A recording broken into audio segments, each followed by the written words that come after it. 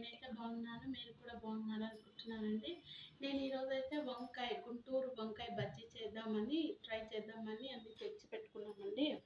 దానికి కావాల్సినవి నువ్వులండి, చింతపండు, జీలకర్ర, ఎల్లిపాయ, ఉల్లిపాయ అండి, కారము, ఉప్పు, ఇంకా దానిపైన వేసేకి కారము, ఉప్పు, నిమ్మకాయ కారం అండి. ఇలా ఆయిల్ వేసుకొని కడాయిలో వేడి చేసుకునేకి పెట్టుకున్నానండి. ఉల్లిపాయలు, ఎల్లిపాయలు, జీలకర్ర, చింతపండు,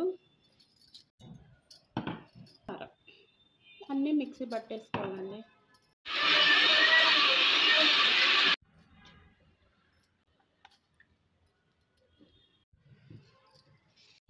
ఇలా వంకాయలకి ఘాట్లు పెట్టుకోవాలండి.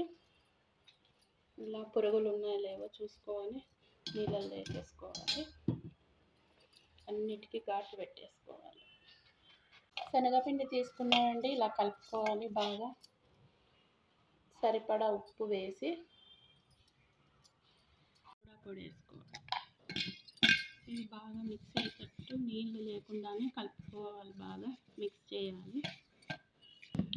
కొద్దిగా నీళ్లు పోస్తూ కలుపుకోవాలండి. ఒకటేసారి వాటర్ వేయకోకుండా కొద్ది కలుపుకోవాలి. బాగా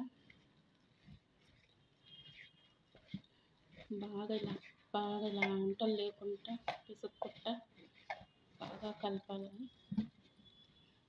నీళ్ళు సరిపోకపోతే ఇంకా కొంచెం వాటర్ వేసుకొని కొద్దిగా వేసుకోవాలండి. ఒకటేసారి వేసుకోకూడదు అన్నమాట నీళ్ళు.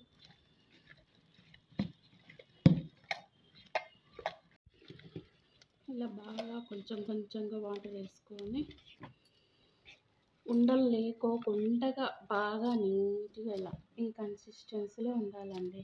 మనకి పిండి బాగా కలిపేసుకొని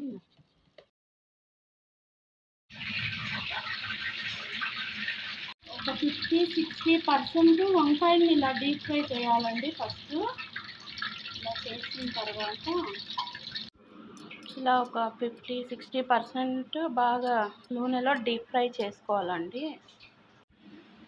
ఇలా ఒక్కొక్కటిగా కారం ముద్ద తీసుకొని వంకాయలో ఒక్కొక్కటిగా అట్లా స్టఫ్ చేసుకోవాలి. ఒక్కొక్కటిగా ఇలా అండి స్టఫ్ చేసుకోవాలన్నమాట.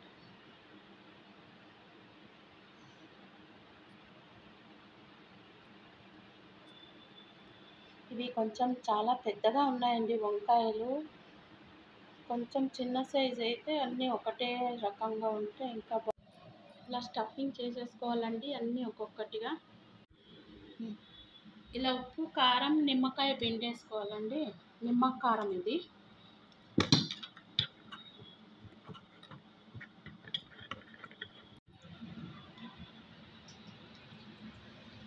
ఒక్కొక్కటి ఇలా శనగపిండిలో ఇలా బాగా ఎర్రగా వచ్చేగా వరకు బాగా నీళ్ళలో డీప్ ఫ్రై చేసుకోవాలండి. ఇలా మధ్యలోకి కోసేసుకొని ఇలా ఉల్లిపాయలు బాగా పెట్టేసుకోవాలండి. ఇలా ఉల్లిపాయలు పెట్టేసుకొని కొంచెంగా నిమ్మకారం వేసుకోవాలండి. ఇలా పులుపు ఎక్కువ ఇష్టం ఉన్న వాళ్ళు కొంచెం ఎక్కువగానే వేసుకోవచ్చు.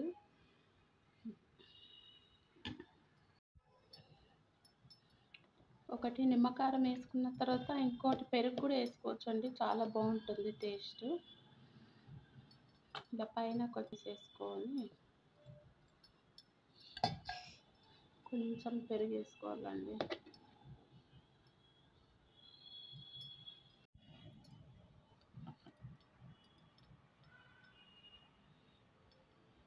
ఇలా పెరుగు వేసుకున్న తర్వాత మళ్ళీ కొంచెం ఉల్లిపాయలు,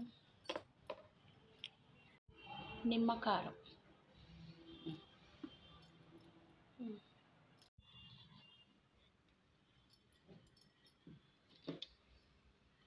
కాలిపోతుందండి, చాలా బాగుంది.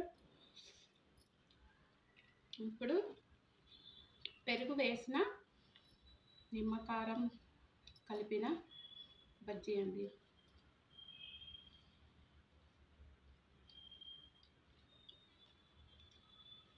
చాలా బాగుందండి టేస్ట్. నచ్చితే మీరు కూడా చేసుకోండి, ట్రై చేయండి. చాలా బాగుంది.